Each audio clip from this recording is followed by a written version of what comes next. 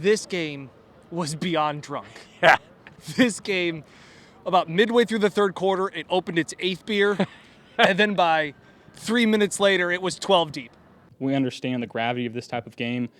Us being 4-2, a 2.5 game lead with the head-to-head win, as opposed to being 3-3 and being second place. So, big game for us in terms of where it stands in the grand scheme of things. Though it was the next one, and that's why it was the most important.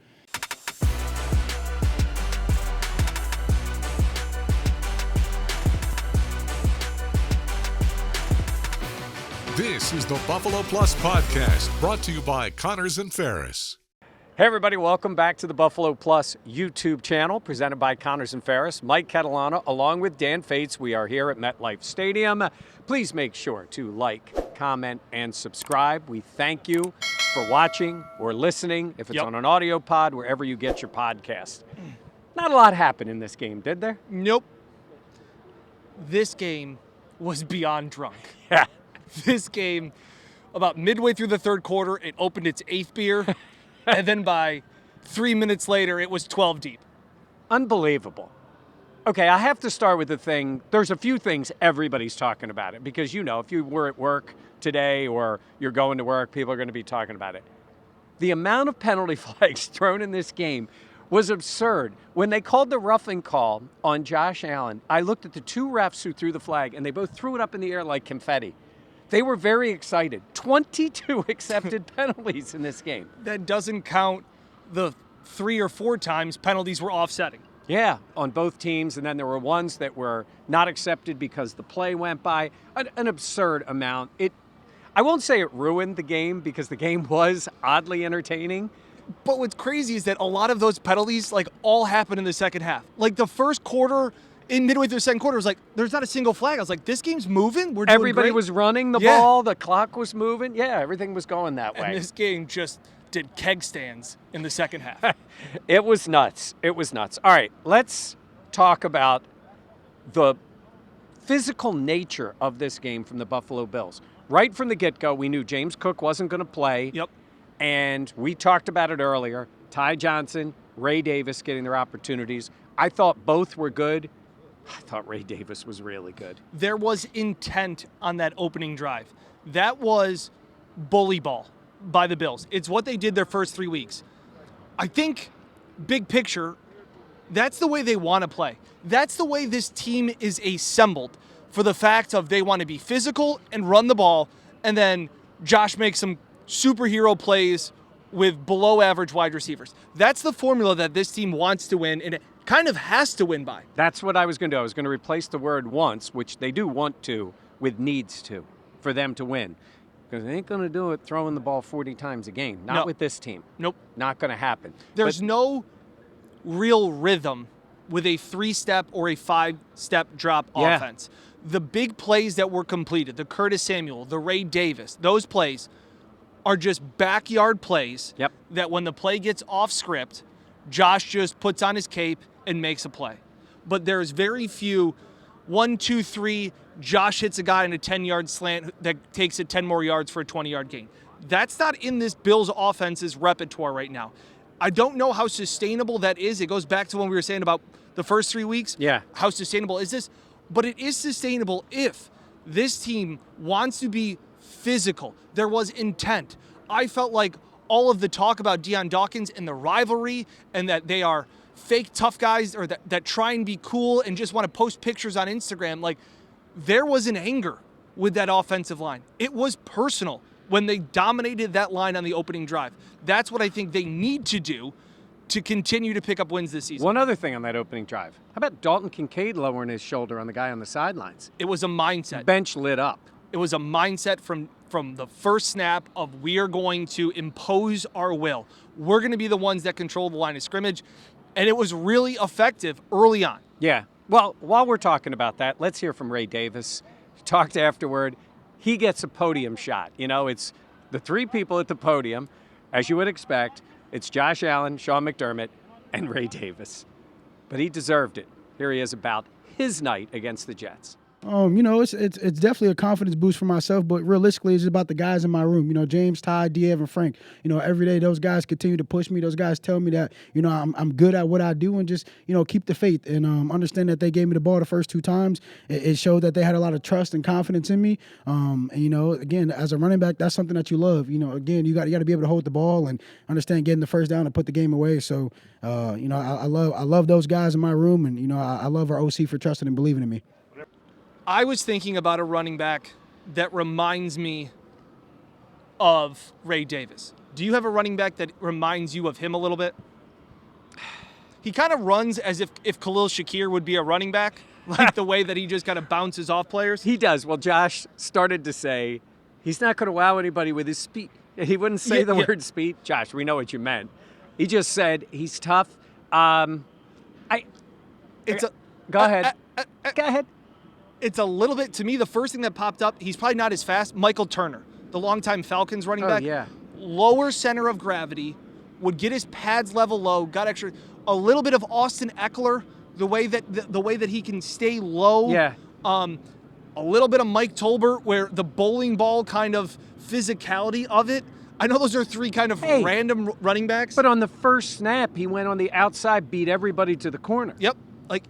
Michael Turner, the burner. Right. Like, he did have some of that. It seemed like a blend of all of that. He makes the unreal catch. Yes. Massive play. I know it was a free play. Josh said he saw the hold, but just an unreal, like that. This was the Ray Davis game. This was a big moment when we all thought James Cook was going to play. He doesn't play. Ty Johnson set the tone also early. Yeah. But once Ray Davis got hot, opening drive, 6 rushes for almost 50 yards, it was his game in the backfield. All right, so they're controlling the game. They take it down the field. Josh gets the touchdown. First of all, the play he made before that, trying to do too much. Mm-hmm. It's what he has done against the Jets. Ball pops loose. Bills jump on it. They get one the ball late. back. Yes. Okay. And then he throws the touchdown. Just a tremendous Josh Allen play. Nice to see Dawson Knox come up with a big play. Awesome. And that was the play, and I tweeted out the video. Josh was, I've never seen Josh so openly trash talking. Josh is usually the subtle guy. Yeah. He did the, I don't know who you are to the guy in the Dolphins. He was in a Jets linebacker's face, nodding. Spencer Brown had to separate them, and he kind of ran to the sidelines. Like, that was an emotional drive. And again, he goes from hitting all of the buttons Right. to the beautifulness and the specialness of Josh Allen on that play, because he looked like he was sacked. The experience of that 2 plays was incredible. Okay, that's when the nuttiness just started. Yes. 21 seconds. God, sometimes I wish the Bills would kick the ball to another team with a minute and a half, because when it's a limited amount of seconds, something's going to happen. So they get near midfield. I think they had a penalty. Ball's back a little bit for the Jets. There's 8 seconds left. Now, my thought, and maybe this is the problem, is I think this is on Bob Babbage here. It's what the impression I got. All Sean said was we have to go over what our personnel is out there. It's ultimately on Sean McDermott. Yes. Because he's the head coach. But I don't think they were sure. They probably thought, guard the sidelines. They're going to try to get 8 or 10 yards and kick a field goal. Wouldn't you think that was what it was? So I went in to go start cutting video, and they had the Jets broadcast on in the edit room, the film room, the photographer's room. And they've already saying, hey, Rodgers has this streak of Hail Marys. He's had success with this. Maybe you can get to midfield to get a Hail Mary. They threw it. They did it. Bills rush too. Yes. McDermott specifically mentioned, he gets a little technical. I was going to play the soundbite, but one of the things he said was we have to look at the personnel we have on the field, including how many players in coverage and how many pass rushers. He sent 2. And dropped A.J. Epinesa. With the 57-year-old quarterback for the Jets, no pressure. A.J. Epinesa and Greg Rousseau are dropping in what? La La Land? Now, when you see the catch, positionally, Taron Johnson is right there. Mm-hmm. And then, what was it? Lazard? Lazard. He didn't push him. He just sort of pushed off of him a little bit, caught the ball. You had defenders behind him, and then he made like Hopkins and went up and caught the ball. Hail Mary defense is an issue. Because you remember, they gave up the one to Hopkins, and then they almost gave up one the following week after the bye, because the Hail Mary went into a bye week, and there was another one later in the year. And you remember, they almost gave one up in the Tampa game last year. Yep. What are we doing? What are we doing? Yeah, and they get it. And look, there is no one better, which also should be why you should 100%. really be focused on it. Yep. Aaron Rodgers is a lot of stuff, and a lot of it is a lot of nonsense, but he is still a great thrower of the football, and he is an incredible thrower of the Hail Mary. Amazing. He just puts it up in the air. He knows how to get It's the it where touch. his guy Yep. can go catch it. Yep. And that's what ended up happening. So now the game is tied. You go in at halftime. That had to be. Instead of being up 10. there was a 3-point game, right? Yeah, because it was the Correct. touchdown. Instead of being up 10, they're up 3. Yep. And they're getting the ball in the second half. Tyler Bass. The second that ball left his foot, my camera's just focused on Tyler Bass. He's kicking it with like the hope that this goes in. It doesn't appear. It's 47 yards. It doesn't appear that he's striking the ball. We've all hit those drives, and you're just like over the ball, and you're like, I don't know where this is going. That's the feel of what it appears from the outside, not in the building, for what Tyler Bass is. The extra point, was it blocked? Okay, they said it was blocked. It looked like It missed the net. Shankopotamus. It missed the net. I said that. You remember those commercials do. with the little babies? Yeah. Shankopotamus. It was a terrible kick. And he's already had, now, if it was blocked, that's 2 blocked. What does Sean say afterward? He knows he has to make those kicks. I'm tired of hearing that. He says it. It's not Sean's. This is Bean's call, right? Yep. And what he's going to do with them.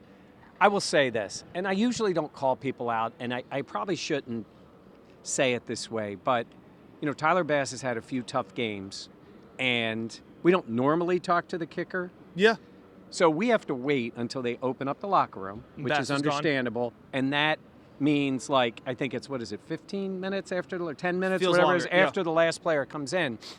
And they were just about basically ready to open the doors, and we were just walking in, and Bass was gone. Yep. Now, maybe it means nothing to you guys to sometimes stand up there and say, I got to be better. He did it last year after the Kansas City miss, so I give him credit for that. And I know he feels bad, but, you know, it did not cost them the game, but it's going to cost them a game. 100%. That's the thing. It's not just looking in the moment. It's looking down the road at a situation of a big kick, because when they were driving late, I was like, is this 4-down territory? Yeah. Like, can you even put – so when that's in the back of your head, it changes your offensive play calling. It changes what you're doing. It's a tough situation to be in, instead of being like, hey, if we don't get this, we know our guy's good from 50. The Bills don't have that confidence. Yeah. I mean, in the NFL. You don't have that confidence. It's 50, 55, sometimes 57. Yep. You can play that way. Now, look, they got a break because Zerline. Now, I would say this. You know, our friend Catherine Fitzgerald from the Buffalo News tweeted that it was the double doink because he did it because it was 2 separate times he hit the post. I say it's the doink double. I like that. Because double doink was what the Bears kicker did. When it hit 2 uprights in one kick. This is 2 separate kicks that hit the upright. Huge for the Bills. I mean, there were 4 missed kicks in this game. We were talking about it, you know, I was even kind of... You called missed extra point in this one. I did call missed extra point. Credit to you. Credit to me. But the fact of, after last week, Fairbairn hits a 57-yarder, and it was like, when's the last time a kicker has ever missed a kick against the Bills? Oh, you did say that, yes. You know, it never happens. It happened Greg twice. Zerline walked in and said, I got you, Dan. Hold my beer. Yeah, banging him off the goalpost, and it was really so helped. loud, too. They're so loud when I it know. hits it. I know. It was something. We talked about Josh and making those plays. He did get some help from some other people. Smaller things, and we talked about this before the game. I didn't think you said, Keon, you know, you don't expect him against these corners. 2 nice catches on that one drive. Yep. Quick hitters, catch the ball, played a little physical. Yep. I like him in those early matchups. Yeah. When the ball is there, that was good. It was also because DJ Reed left the game, which Yes. also helped. Always helps. Curtis Samuel? Curtis Samuel showed up. A little scramble drill, again, because nobody gets open on time on 3 or 5 step drops, but a little bit more. It's funny. We always talk about drawing things up and Joe Brady scheming things and coaching and X's and O's. Sometimes it's just make a play. Yeah. And that's what we saw Ray Davis do on the long completion. That's Curtis Samuel on that completion. Find space, help your quarterback out when everything's broken. Just be a dude and make a play. Be a guy and make a play. Yeah. And that's what Matt they haven't Collins. gotten. Matt Collins on the touchdown. That is Josh Allen's favorite throw. Yeah. Slot in the red zone, over linebacker, between a safety. That is, he did it to Jake Kumaro for years. That was a Gabe Davis route. Like, that is something. Knox. Matt caught it. Touche. But, like, that is what he feels most comfortable with in the red zone. I thought it was efficient. It was great. Yeah, it was, and it worked for them. Let's talk about some of the guys on defense. I want one more point on Josh Allen. Yes. The leadership today. Oh, yeah. Because we talked about message to the team going into Houston, facing Diggs and all that drama and all these things. I don't know if he does it every game. I don't think it is. But before their first drive on offense, Josh huddled all of the offensive linemen on the sidelines. Yeah. He did smelling salts.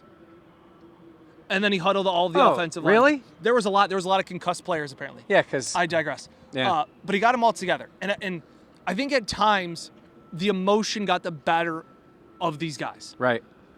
Deion's comments, Spencer Brown, all of these things. I think it's great to play with that emotion, but Sean talked about it afterwards. The pre-snap, the post-snap, those things can't happen. And Josh took some leadership of trying to settle guys down.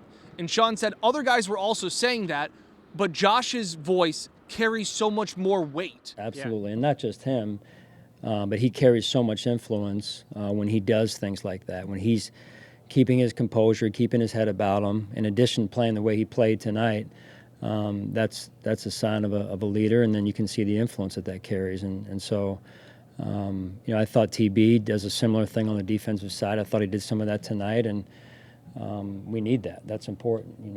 The player-driven leadership is huge. So you saw Josh play with the emotions. I'm not saying he was a saint because he's also jawing in other Jets players' faces, but it was more controlled from Josh. And I liked that. At the end of the game, on the 3rd down and 4, Sean McDermott said he pretty much drew it up in the sand there. It was a play it's a pass play, but Josh pretty much called the audible and got the first down, and then he was all hopped up on Mountain Dew for that play. And again, you can see that emotion of it wasn't great, but again, I was thinking about this game. That game was so dumb, it was bananas, but at least we're sitting here talking about it being a Bills win in that moment. Yeah. Because this would be a completely different story if we're talking about the 11 penalties, they shot themselves in the foot, Tyler Bass can't make a kick, Josh continues to lose at this house of horrors. It felt like it was a little bit of exercising the demons in that moment, and you saw that release from Josh when he got that first down. Absolutely, he was thrilled. And look, if you know who's feeling that way is this Jets team. They fired their coach. This was supposed to turn things around for them. I mean, there were moments. Rodgers blaming his wide receiver, Mike Williams, for running the wrong route. Taron Johnson making the play.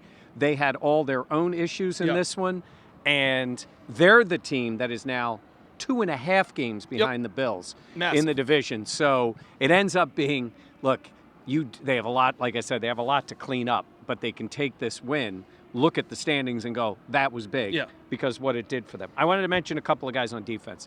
All right, so I'm going to talk about the one play Terrell Bernard did not make. I have no idea how Rodgers got that ball to Lazard. Unbelievable. And Bernard is running with him. He's got his back turned to the play.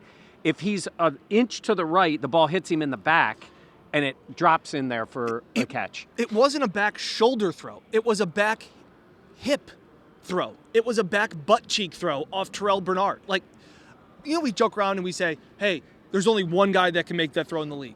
And you say, it's just Allen and Mahomes can make that throw. I think only Aaron Rodgers makes that throw. Got a little lucky. 100%. Yeah. But he couldn't have handed the ball in a better spot. Yeah. Rodgers still made throws because for the longest time, he had all day to throw. He had so much time. Yeah. The Bills' D-line, especially early, struggled to get any pressure. But you know what it took? A trick play finally worked for the Bills.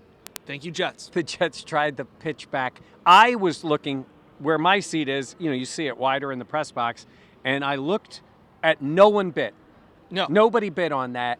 He gets sacked, and then they get another sack Yep. right after that. So back to 2 back. sacks in 1 drive. Now, I think they need to learn how to gently lay him down on the ground because that mean A.J. Epinesa tried to tackle him like a football player. Now, credit to Rodgers. He said after the game, that was a bad call, even though it was on him. I understand they're trying to eliminate driving the quarterback into the ground. I get that. But when Aaron Rodgers was pretty much a speed bump for A.J. Epinesa on that route, I don't know where he's supposed to levitate or float or not go through him. That was a bad call. I didn't understand it. Eventually, that drive went on. Taylor Rapp and DeMar Hamlin with a huge hit, which Big hit. wasn't called. One of the few plays that there wasn't a flag on. Massive play by them. You said Taylor Rapp's biggest play outside of the interception in Miami. Probably the second biggest play of his Buffalo tenure.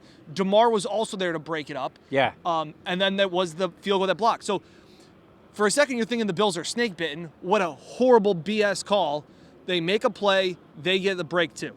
And then Taron Johnson's play at the end Yep. where, Mike Williams falls. He's open. Like I said, Rodgers must have said afterward that he ran the wrong route. Tremendous athletic play by Taron, Yep. reaching over top of him and making the play. I wanted to talk about a couple of the other penalties. The Spencer Brown penalty, fighting with a defensive lineman, and then he hits the ground and he jumps on him.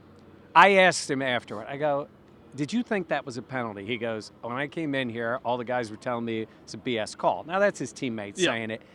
I think they love that out of him. Yeah. I don't think that gets called that often. I think it's kind of ticky-tack. It's way away from the play. I don't think he's hurting the other player. I think offensive linemen around the league love seeing a guy do that, take the guy down.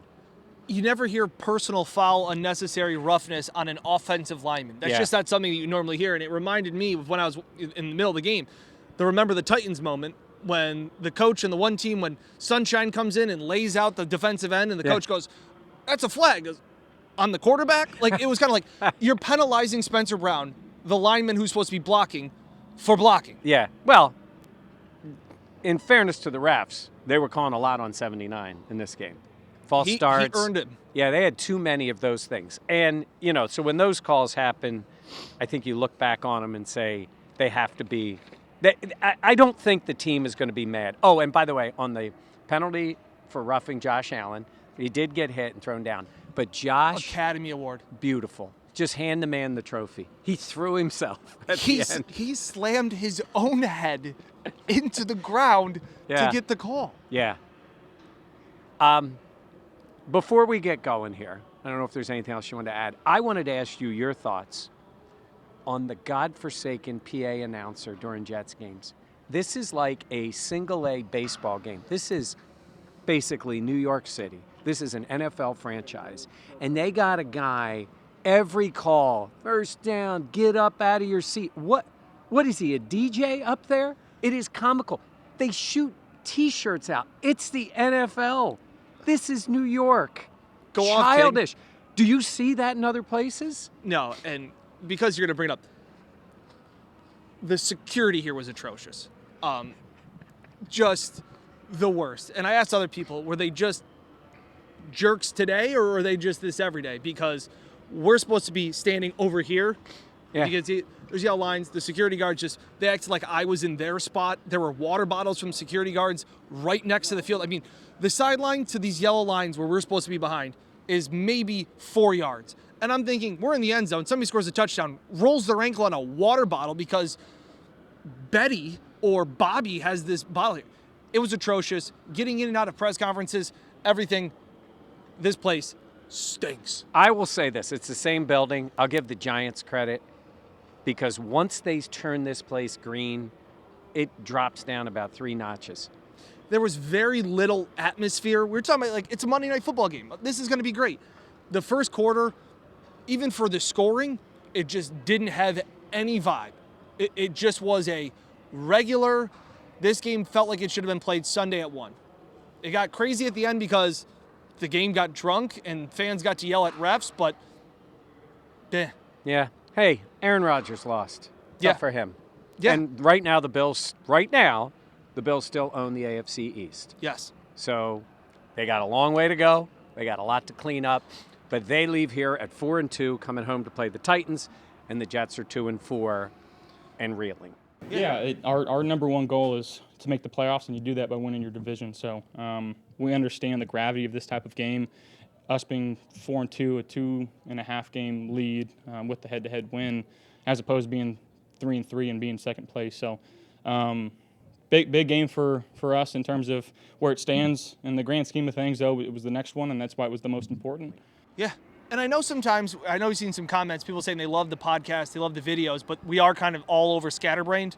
Yeah, like that's a little bit of, we're trying to format things and go through the game, chronologically or most important things. My biggest takeaway was the defense once again made second half adjustments. They gave up 17 points in the first half. I know they got lucky with some missed field goals, but hey, you make your own luck. They made plays before those field goals that could have been touchdowns. Yep. They only allowed 3 points in the second half. And I said it, I think on the pregame show or our live show that we did last week, this is the MO of Sean McDermott. He may give up some opening drive touchdowns. There's no panic. It's adjustments. It's we'll figure things out and we'll make plays late. And I thought Terrell Bernard is so bleeping good. So good. And his intensity and his energy and his leadership for a young player really showed out tonight. When Tyler Bass missed the one kick, he's walking off the field.